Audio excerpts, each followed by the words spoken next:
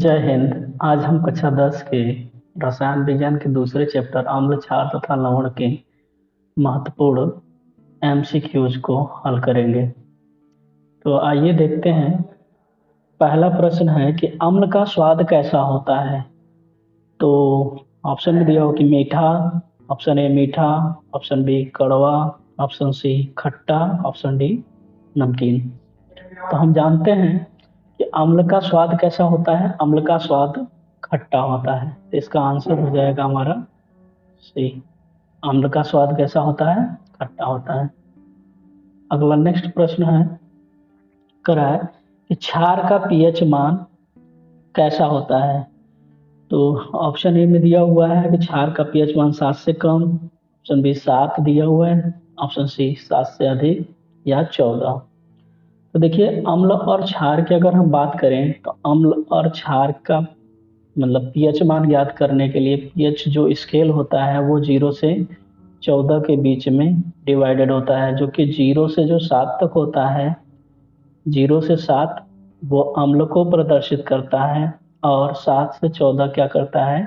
क्षार को प्रदर्शित करता है। तो हम क्या कहेंगे कि क्षार का पीएच मान कैसा होता है? तो 7 से अधिक होता है। क्षार का पीएच मान कैसा होता है? तो 7 से अधिक होता है। अगला है तीसरा प्रश्न, तो कि हाइड्रोक्लोरिक अम्ल का रासायनिक सूत्र क्या है। तो हाइड्रोक्लोरिक अम्ल का रासायनिक सूत्र HCl होता है, यानी कि दूसरा ऑप्शन हमारा सही है HCl। तो पहला किसका है? तो ये पहला है हमारा सल्फ्यूरिक अम्ल का, ये तीसरा है हमारा सोडियम हाइड्रोक्साइड का, यानी कि H2SO4 सल्फ्यूरिक अम्ल का है, सल्फ्यूरिक अम्ल का है। और सोडियम हाइड्रोक्साइड किसका है? ये NaOH सोडियम हाइड्रोक्साइड का है। और उसके बाद है CH3COOH, ये है हमारा एसिटिक अम्ल का। तो हमारा ऑप्शन कौन सा हो जाएगा? हमारा ऑप्शन जो है तो सही है वो HCl है, हाइड्रोक्लोरिक अम्ल का सूत्र। चौथा प्रश्न है कि निम्नलिखित में से कौन सा अम्ल एक जैविक अम्ल है। तो जैविक अम्ल का मतलब क्या होता है? जो प्राकृतिक रूप से मतलब जो प्राकृतिक सब्जियां होती हैं, पेड़ पौधे होते हैं, उनके सड़ने गलने से प्राप्त होता है। तो ऐसे अम्लों को, यानी कि जैविक पदार्थों से प्राप्त होने वाले प्राकृतिक रूप से अम्ल जो होते हैं वो जैविक अम्ल होते हैं। इसमें जो होता है नाइट्रिक अम्ल तो नहीं होगा, सल्फ्यूरिक अम्ल भी नहीं, तो इसमें से होता है सिट्रिक अम्ल। सिट्रिक अम्ल क्या है हमारा? हमारा सिट्रिक अम्ल जो होता है प्राकृतिक या एक तरह से जैविक अम्ल होता है। अगला प्रश्न है पांचवा, क्षार के साथ अम्ल की क्रिया से क्या बनता है। तो जब क्षार के साथ अम्ल की क्रिया कराते हैं तो लवण तथा जल का निर्माण होता है, तो यानी कि लवण और पानी का निर्माण होगा। यानी कि जब किसी भी क्षार की क्रिया अम्ल के साथ कराएंगे तो उससे क्या प्राप्त होता है? लवण प्राप्त होता है। अब देख लेते हैं यहाँ पे एक एग्जाम्पल, जैसे कि हम सोडियम हाइड्रोक्साइड यानी कि NaOH की क्रिया HCl के साथ करा रहे हैं, यानी कि हाइड्रोक्लोरिक अम्ल के साथ। जब ये NaOH क्या है हमारा? ये क्षार है। HCl क्या है हमारा? अम्ल है। जब इसके साथ क्रिया कराएंगे ये बन जाएगा हमारा NaCl और प्लस हमारा बन जाएगा ये यहाँ से OH और ये H निकल के ये बन जाएगा हमारा H2O। यानी इस तरह से, यानी कि जब क्षार की क्रिया अम्ल के साथ कराते हैं तो लवण तथा जल का निर्माण होता है। आगे देखते हैं।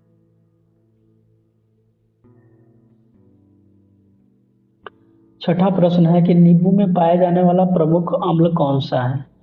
तो नींबू में हम जानते हैं जितने भी रसदार फल होते हैं, अधिकतर रसदार फलों में क्या पाए जाते हैं? सिट्रिक अम्ल या साइट्रिक अम्ल पाए जाते हैं। सिट्रिक या साइट्रिक अम्ल होता है। अब ये एसिडिक एसिडिक अम्ल कहाँ पाया जाता है? तो एसिटिक अम्ल भी ये क्या होते हैं? खट्टे चीजों में पाए जाते हैं। हाइड्रोक्लोरिक अम्ल जो होता है हमारे पेट के उदर में पाया जाता है।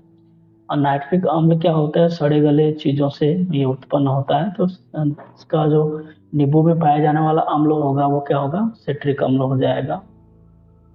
सातवां प्रश्न है हमारा तरह की किस सूचक के साथ अम्ल लाल हो जाता है? देखिए अम्ल क्या होता है, अम्ल जो है नीले लिटमस के साथ कैसा हो जाता है, लाल हो जाता है। यानी कि अम्ल का जो होता है, अम्ल अगर नीले नीले लिटमस के साथ क्रिया करता है तो वो लाल हो जाता है। ठीक, अगला प्रश्न है कि सल्फ्यूरिक अम्ल का रासायनिक सूत्र क्या होगा? तो सल्फ्यूरिक अम्ल का रासायनिक सूत्र क्या होता है, H2SO4 होता है। यानी कि दूसरा ऑप्शन सही है। पहला किसका है, तो हाइड्रोक्लोरिक अम्ल का है। तीसरा किसका है, तीसरा सोडियम हाइड्रोक्साइड का है, जिसको कि बेकिंग सोडा कहते हैं। चौथा किसका है, CH3COOH, ये है एसिटिक अम्ल का। अगला है 9वां प्रश्न, तरह निम्नलिखित में से कौन सा एक लवण है? तो इसमें से पहला ही क्या है, लवण है, यानी कि सोडियम क्लोराइड। ये क्या होता है, लवण होता है। अभी हमने देखा था कि जब हम सोडियम हाइड्रोक्साइड और हाइड्रोक्लोरिक अम्ल की क्रिया कराए थे तो इसमें NaCl प्लस जल का निर्माण हुआ था, तो वहां पे NaCl क्या था, लवण था। तो यहाँ पे भी इसमें लवण पूछ रहा है तो NaCl क्या होगा, एक लवण है।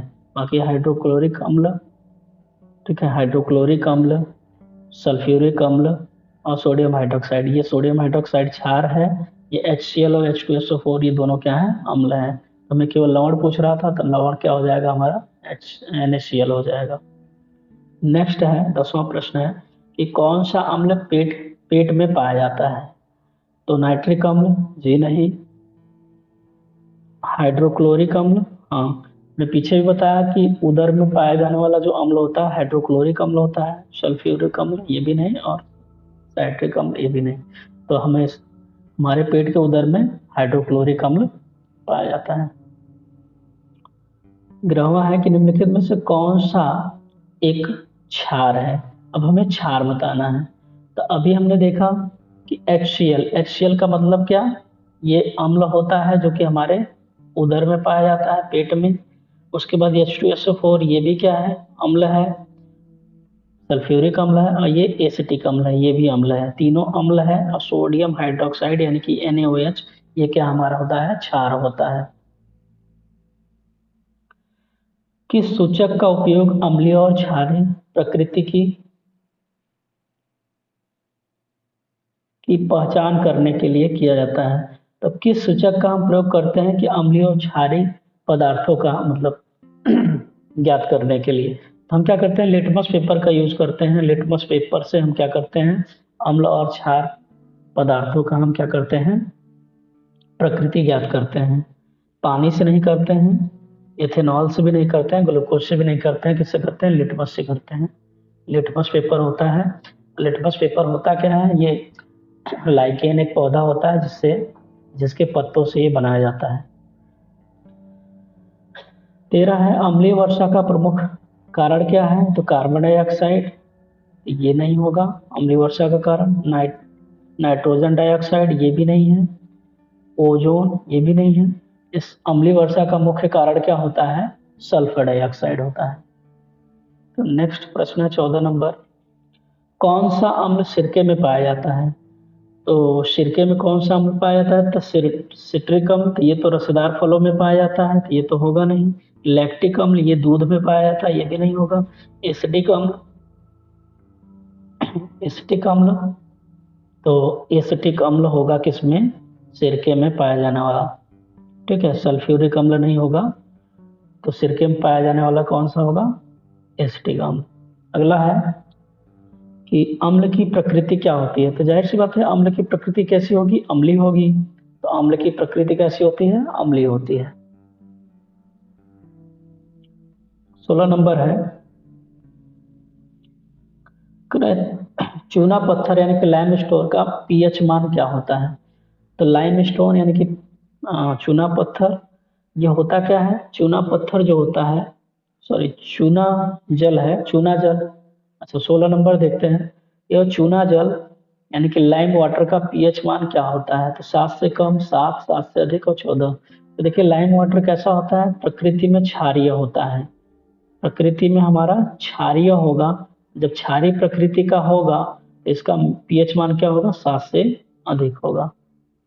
लाइम वाटर का पीएच मान 7 से अधिक होगा। तो उसके बाद है 17 नंबर। अरे किस अम्ल का प्रयोग बैटरियों में किया जाता है? तो बैटरियों में किसका प्रयोग किया जाता है? तो सल्फ्यूरिक अम्ल का प्रयोग करते हैं।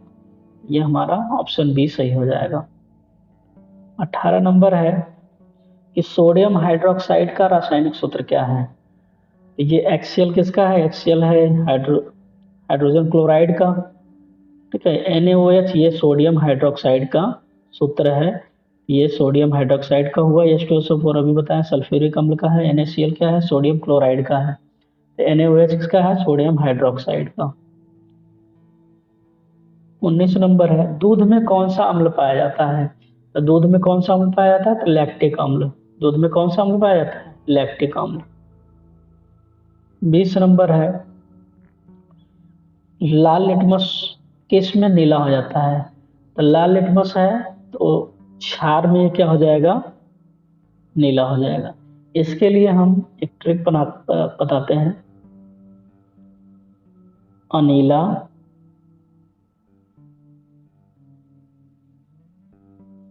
छालानी। ये क्या है? अम्ल जो है नीला होता है और ये जैसे ही लिटमस के साथ क्रिया करेगा तो लाल हो जाएगा। क्षार कैसा होता है? क्षार क्षार में जो कोई भी लाल लिटमस है वो कैसा हो जाएगा? नीला हो जाएगा। यानी कि अम्ल में नीला लिटमस लाल हो जाएगा और क्षार में लाल लिटमस नीला हो जाएगा। तो अनीला छालानी इससे हम याद कर सकते हैं। आज का अंतिम प्रश्न है कि अम्ल का पीएच मान कैसा होता है? तो अभी हमने बताया था कि पीएच स्केल में जो होता है 7 से जो कम होता है, 7 से कम जो होता है वो क्या होता है? अम्ल को प्रदर्शित करता है। 7 जो होता है अम्ल उदासीन होता है, यानी कि ये 7 से कम किसको प्रदर्शित करता है? तो ये अम्ल को प्रदर्शित करता है। और 7 क्या होता है हमारा? उदासीन होता है। उदासीन होता है। 7 से अधिक किसको प्रदर्शित करेगा? क्षार को। ये हमारा क्या होता है? शून्य क्या होता है? शून्य भी हमें शून्य किसी को प्रकट नहीं है। 0 से लेकर मतलब शून्य किसी को नहीं प्रकट करता है। तो यानी कि 7 से कम रहेगा तो अम्ल, 7 रहेगा तो उदासीन, न तो अम्ल न तो क्षार, और 7 से अधिक रहेगा तो इसको हम क्षार कहेंगे। तो ये हमारे अम्ल, क्षार और लवण के कुछ 21 महत्वपूर्ण प्रश्न थे। ऐसे ही वीडियोज को देखने के लिए चैनल को सब्सक्राइब करिए तथा ये अपने सहपाठियों को शेयर करिए। धन्यवाद।